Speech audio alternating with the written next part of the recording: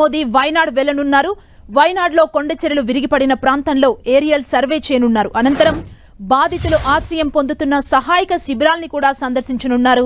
ఇవాళ ఉదయం 11 గంటలకు కేరళలోని కన్నూర్కు చేరుకుంటారు మోదీ. వైనాడ్లో ఏరియల్ సర్వే చేస్తారు. అలాగే మధ్యాహ్నం 12 గంటల 15 నిమిషాలకు కొండచెరలు విరిగిపడిన ప్రాంతాన్ని సందర్శిస్తారు. అనంతరం బాధితులను, చనిపోయిన వారి కుటుంబ సభ్యుల్ని ఆయన కలుస్తారు. అదే సమయంలో వైనాడ్లో జరుగుతున్న పునరావాస పనులను ప్రధాని మోదీ పర్యవేక్షిస్తారు.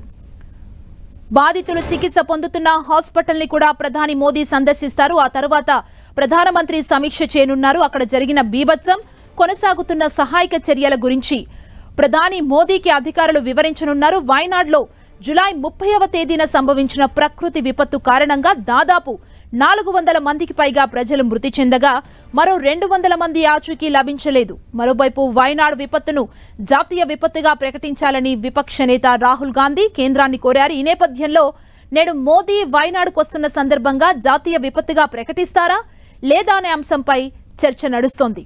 భయంకరమైన విషాదాన్ని వ్యక్తిగతంగా తెలుసుకునేందుకు వెళ్లాలన్న ప్రధాని మోదీకి ధన్యవాదాలు తెలిపారు కాంగ్రెస్ అగ్రనేత రాహుల్ గాంధీ. ప్రధాని మోదీ సరైన నిర్ణయం తీసుకున్నారని, ఒకసారి విధ్వంసాన్ని ప్రత్యక్షంగా చూసిన తరువాత వైనాడ్ దీన్ని జాతీయ విపత్తుగా ప్రకటిస్తారని ఆశాభావం వ్యక్తం చేశారు రాహుల్ గాంధీ.